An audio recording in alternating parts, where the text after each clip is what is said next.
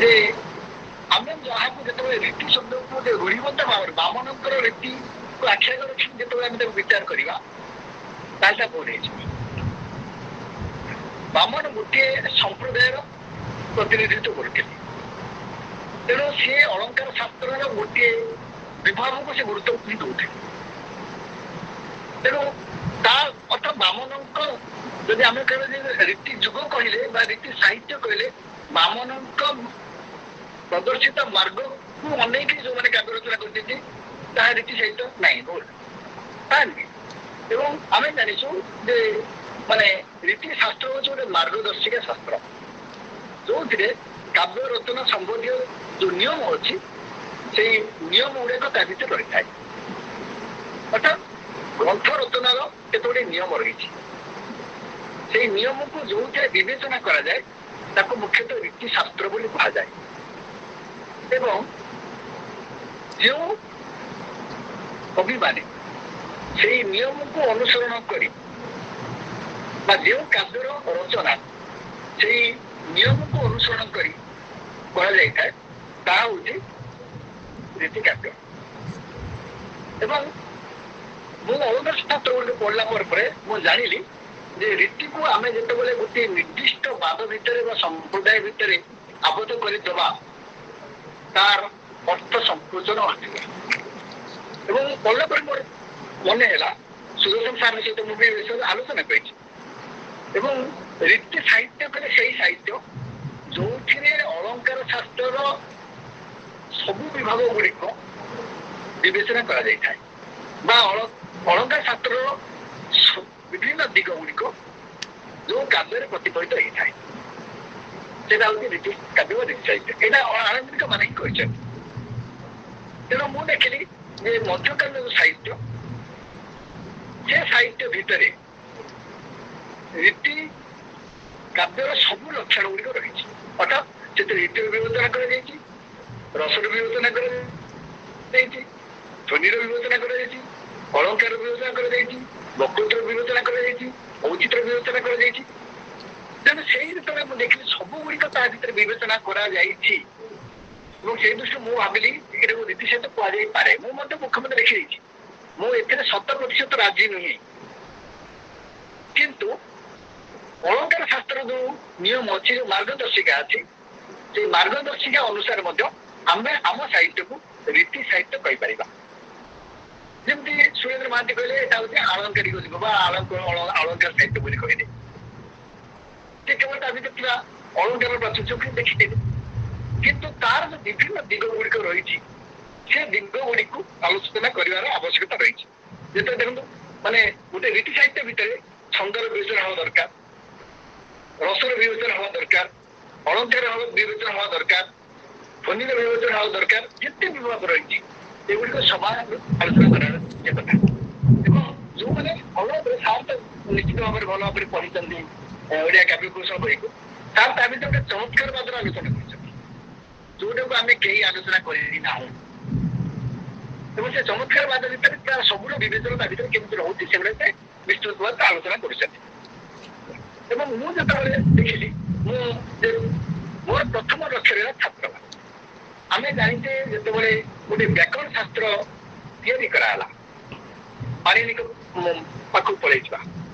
ପାଣିନି ପ୍ରଥମେ ବ୍ୟାକରଣ ଶାସ୍ତ୍ର ତିଆରି କରି ନଥିଲେ, ପ୍ରଥମେ କିଛି ସୃଷ୍ଟି ହେଇଛି ଏବଂ ସେ ସୃଷ୍ଟି ଭିତରେ କିଛି ତ୍ରୁଟି ଦେଖେଇଛନ୍ତି ପାଣିନି। ତାକୁ ଗୋଟେ ସଂସ୍କାର କରିବା ପାଇଁ, ତାକୁ ଗୋଟେ ସଂଶୋଧନ କରିବା ପାଇଁ ସେ ବ୍ୟାକରଣ ଶାସ୍ତ୍ର ତିଆରି କଲେ। ଏବଂ ଆମେ ଜାଣିଛୁ ଯୋଉ ଅଳଙ୍କାର ଶାସ୍ତ୍ରର ଯୋଉ ପରମ୍ପରା ସେ ଖ୍ରୀଷ୍ଟପୂର୍ବ 2ୟ ବା ଖ୍ରୀଷ୍ଟପୂର୍ବ 4ର୍ଥ ହଉ, ଯଦି ଆମେ ପ୍ରଥମ ଆଳଙ୍କାରିକ ଭାବେ ଭରତକୁ ଗ୍ରହଣ କରିବା, କେହି କିଏ କୁହନ୍ତି ତାହା ହଉଛି ଖ୍ରୀଷ୍ଟପୂର୍ବ 2ୟ ଶତାବ୍ଦୀ, କେହି କିଏ କୁହନ୍ତି ତାହା ହଉଛି ଖ୍ରୀଷ୍ଟପୂର୍ବ 4ର୍ଥ ଶତାବ୍ଦୀ। ସେ ଯାହା ହଉନା କାହିଁକି ସେଥିରୁ ପ୍ରାୟ 7ର୍ଦଶ ଶତାବ୍ଦୀ ଶେଷ ପର୍ଯ୍ୟନ୍ତ ମାନେ ରସ ଗଙ୍ଗାଧର ପ୍ରଣେତା ଜଗନ୍ନାଥଙ୍କ ପର୍ଯ୍ୟନ୍ତ ଗୋଟେ ବିରାଟ ପରମ୍ପରା ଭାରତୀୟ ସାହିତ୍ୟ ରହି ଆସିଥିଲା। ପ୍ରାୟ ପାଖାପାଖି 2000 ବର୍ଷର ଗୋଟେ ଶାସ୍ତ୍ରୀୟ ପରମ୍ପରା ରହି ଆସିଥିଲା। ତାହେଲେ ଏ ପରମ୍ପରା କାହିଁକି ତିଆରି ହେଇଥିଲା? ଏ ପରମ୍ପରା ତିଆରି ହେବାର ମୂଳ କାରଣ ଥିଲା ଆମେ ଯୋଉମାନେ କାବ୍ୟ ରଚନା କଲେ, ଆମ ଯୋଉ ପୂର୍ବପିଢି ମାନେ ଯୋଉମାନେ କାବ୍ୟ ରଚନା କଲେ ସେମାନଙ୍କ କାବ୍ୟ ଭିତରେ ମଧ୍ୟ କିଛି ତ୍ରୁଟି ରହିଯାଇଥିଲା।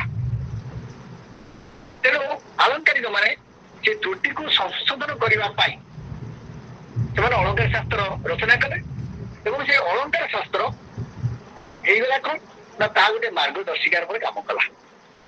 ତେଣୁ କାବ୍ୟରେ କଣ କଣ ରହିବ, କାବ୍ୟର ଉଦ୍ଦେଶ୍ୟ କଣ, ତାର ପରିଣତି କେମିତି ହବା ଦରକାର, ତା ଭିତରେ କୋଉ କୋଉ ତଥ୍ୟ ରହିବା ଦରକାର, କାବ୍ୟ ଦୋଷ କଣ, କାବ୍ୟ ଗୁଣ କଣ, ଏ ସମ୍ପର୍କରେ ସେମାନେ ବିସ୍ତୃତ ଭାବରେ ଆଲୋଚନା କଲେ।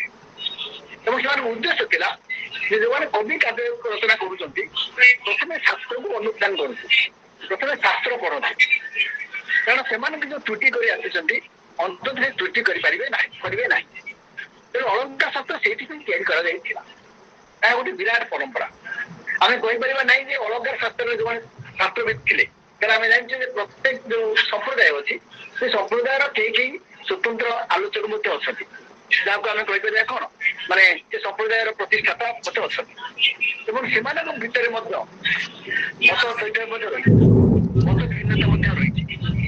ତେଣୁ କାର୍ଯ୍ୟର ଆତ୍ମା କିଏ ହବ ତାକୁ ନେଇକି ଦୁଃଖ ଧରିକି ଆଲୋଚନା ମଧ୍ୟ ହେଇଛି ଏବଂ ସେଇ ଯୋଉ ଆଲୋଚନା ତାକୁ ମଧ୍ୟ ଅଳଙ୍କାର ଶାସ୍ତ୍ର ଯୋଉ ବିଭିନ୍ନ ଦିଗ ତାକୁ ମଧ୍ୟ ସେମାନେ ପଢିଛନ୍ତି, ଆମର କାବ୍ୟକାର ମାନେ ମଧ୍ୟ ପଢିଛନ୍ତି ଏବଂ କାବ୍ୟକାର ମାନେ ପଢିଲା ପରେ ପରେ ସେମାନେ ତାଙ୍କ କାବ୍ୟ ଭିତରେ ରହିଥିବା ଏଇ ଯୋଉ ତ୍ରୁଟି ସେଇ ତ୍ରୁଟି ଗୁଡିକୁ ସବୁ ସଂଶୋଧନ କରିବାକୁ ଚେଷ୍ଟା କରିଛନ୍ତି, ଯଦି ତା ଭିତରେ ତ୍ରୁଟି ରହିଯାଇଛି ମଧ୍ୟ ସେ ତଥାପି ବହୁ ପରିମାଣରେ ସଂଶୋଧନ ହେଇଛି। ତେଣୁ ଅଳଙ୍କାର ଶାସ୍ତ୍ର ତିଆରି ହେଇଥିଲା ଏଇ କାବ୍ୟର ଯୋଉ ଦୋଷ ଅଛି ସେଇ ଦୋଷକୁ ଦୂର କରି ଗୋଟେ ଶୁଦ୍ଧ କାବ୍ୟ ରଚନା କରିବା ପାଇଁ ଏବଂ ତାହା ଗୋଟେ ମାର୍ଗଦର୍ଶିକା ଭାବରେ କାମ କରିଥିଲା, ଗୋଟେ ନିୟମ ଭାବରେ କାମ କରିଥିଲା ଏବଂ ପରବର୍ତ୍ତୀ ସମୟରେ ଅଧିକାଂଶ କାବ୍ୟକାର ମାନେ ସେମାନେ ସମସ୍ତେ ପ୍ରାୟ ଅଳଙ୍କାର ଶାସ୍ତ୍ର କରିଥିଲେ। କାରଣ ସେମାନଙ୍କର କାବ୍ୟ ଯଦି ପଢିବା ତାହେଲେ ଦେଖିବା ଅଳଙ୍କାର ଶାସ୍ତ୍ରକୁ ସେମାନେ କେମିତି ଭାବରେ ଅନୁସରଣ କରିଛନ୍ତି।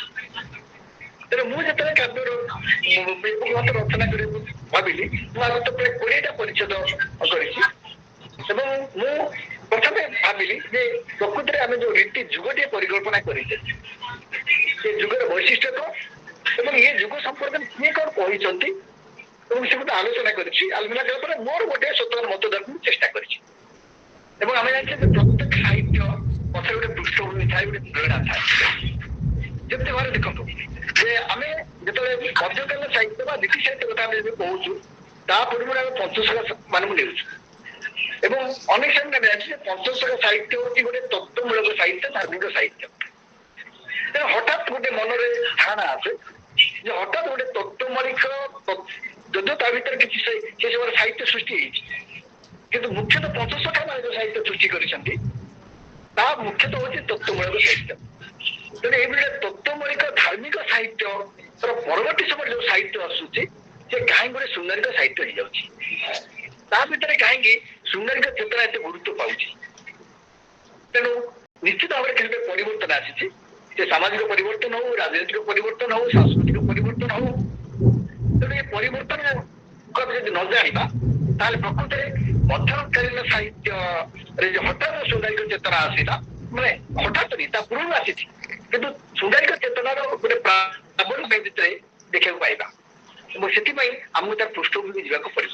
ତେଣୁ ସେଥିପାଇଁ ମୁଁ ଗୋଟେ ତାର ପୃଷ୍ଠଭୂମି ଆଉ ଗୋଟେ ପ୍ରେରଣାଭୂମି ଦିଟା ଆଲୋଚନା କଲି ଏବଂ ଆଉ ଗୋଟେ ଜିନିଷ ଦେଖିଲି ମୁଁ କହିଲି ଯଦି ଆମେ ଅଳଙ୍କାର ଶାସ୍ତ୍ର କୁ ଅନୁସରଣ କରିକି ଆମେ ଯଦି ଜାଣିଛୁ ଅଳଙ୍କାର ଶାସ୍ତ୍ରକୁ ଆଲୋଚନା କରି ବା ଅଳଙ୍କାର ଶାସ୍ତ୍ରକୁ ଅନୁସରଣ କରି ଆମର ମଧ୍ୟକାଳୀନ କବି ମାନେ ଯଦି କାବ୍ୟ ରଚନା କରିଛନ୍ତି ତାହେଲେ ସେ ଯୋଉ ତତ୍ତ୍ୱ ଗୁଡିକ ସମ୍ପର୍କରେ ଆଲୋଚନା କରିଛନ୍ତି ସେ ତତ୍ତ୍ୱ ଗୁଡିକ କେମିତି ଭାବରେ ଆଲୋଚନା ହେଇଛି ଏବଂ ସେ ତତ୍ତ୍ୱ ଗୁଡିକ କଣ। ତ ସେଥିପାଇଁ ମୋ ରସ, ରୀତି, ଧ୍ୱନି, ପ୍ରକୃତି, ଉଚିତ, ଅଳଙ୍କାର ଏ 5ଟି ତତ୍ତ୍ୱର ଯୋଉ ମାନେ ତତ୍ତ୍ୱ ଅଛି ସେ ସମ୍ପର୍କରେ ମୁଁ କିଛି କିଛି ଆଲୋଚନା କରେ। କାହିଁକି ନା ସବୁ ତତ୍ତ୍ୱ ଗୁଡିକ ଏଇ ସମୟର ସାହିତ୍ୟ ଭିତରେ ପରିପ୍ରକାଶ ଘଟିଛି। ତେଣୁ ଯଦି ସେ ତତ୍ତ୍ୱ ନ ଜାଣିବା, ଅଳଙ୍କାର ଶାସ୍ତ୍ର ନ ଜାଣିବା ତାହେଲେ ମଧ୍ୟକାଳୀନ ସାହିତ୍ୟକୁ ଆମେ ଆଲୋଚନା କରିପାରିବା ନାହିଁ। କାରଣ ଅଳଙ୍କାର ଶାସ୍ତ୍ର ଯାହା ଅଛି ଆମ ମଧ୍ୟକାଳୀନ ସାହିତ୍ୟରେ ତାହା ଅଛି। କାରଣ ଏଇ ସମୟରେ ମଧ୍ୟ ଆମର ଏଇ କିଛି କବି ମାନେ ନରସିଂହ ଶରଣ ହୁଅନ୍ତୁ ବା ଯେମିତି କିଛି କବି ମାନେ ସେମାନେ ମଧ୍ୟ ଅଳଙ୍କାର ଶାସ୍ତ୍ର ରଚନା କରିଛନ୍ତି। ତେଣୁ ସେଥିପାଇଁ ମୁଁ ଅଳଙ୍କାର ଶାସ୍ତ୍ରର ଯୋଉ ତତ୍ତ୍ୱ ଗୁଡିକ ଅଛି ସେ ତତ୍ତ୍ୱ ଗୁଡିକ ଆଲୋଚନା କଲି ଏବଂ ସେ ତତ୍ତ୍ୱ ଗୁଡିକ କେମିତି ଭାବରେ ମଧ୍ୟକାଳୀନ ସାହିତ୍ୟରେ ପ୍ରୟୋଗ କରାଯାଇଛି ସେ ସମ୍ପର୍କରେ ମଧ୍ୟ ଆଲୋଚନା କଲି। କାରଣ ଖାଲି ତତ୍ତ୍ୱ କହିଦେଲେ ହବ ନାହିଁ, ତାର ପ୍ରୟୋଗ କେମିତି ଭାବରେ ହେଇଛି ଏବଂ ତାହା କେତେ ଦୂର ବାସ୍ତବ। ଏବଂ ସେଇଥିପାଇଁ ମୁଁ ମନେକରନ୍ତୁ ରସ ତତ୍ତ୍ୱ ଆଲୋଚନା କଲି। ରସର ବିଭିନ୍ନ ବିଭାଗ କେମିତି ଆସେ, ମନେକର ଗୋଟେ ଶୃଙ୍ଗାରିକ ଭାବଟା, ଶୃଙ୍ଗାର ମନେକର ଦୁଇଟି ବିଭାଗ ରହିଲା, ମାନେ ଦୁଇ ପ୍ରକାର ହେଲା, ମନେକର ସମ୍ଭବ ଶୃଙ୍ଗାର ଆଉ ବିପ୍ଳବ ଶୃଙ୍ଗାର, ଏବଂ ସେ ଉଭୟ ଶୃଙ୍ଗାରର ବହୁ ପକ୍ଷ ରହିଛି ଏବଂ ମଧ୍ୟକାଳୀନ ସାହିତ୍ୟରେ ସେ ବହୁ ପକ୍ଷର ବିସ୍ତୃତ ଭାବରେ ଆଲୋଚନା କରାଯାଇଛି। ତେଣୁ ମୁଁ ସେଇ ଶୃଙ୍ଗାରର ବିଭିନ୍ନ ପକ୍ଷକୁ ଆଲୋଚନା କଲି ଏବଂ ସେଗୁଡିକ କେମିତି ଭାବରେ ମଧ୍ୟକାଳୀନ ସାହିତ୍ୟରେ ପ୍ରତିଫଳିତ ହେଇଛି ମୁଁ ତାହା ଦେଖିବା ପାଇଁ ଚେଷ୍ଟା କରିଛି, ଉଦାହରଣ ମାଧ୍ୟମରେ ଦେଖିବା ପାଇଁ ଚେଷ୍ଟା କରିଛି। କାହିଁକି ନା ପିଲାମାନେ ମଧ୍ୟ ଜାଣିବାର ଆବଶ୍ୟକ ଅଛି ଆମ ଯୋଉ ମଧ୍ୟକାଳୀନ କାବ୍ୟ ସେ କୌଣସି ଗୁଣରେ ଅଳଙ୍କାର ଶାସ୍ତ୍ରର ତାତ୍ତ୍ୱିକ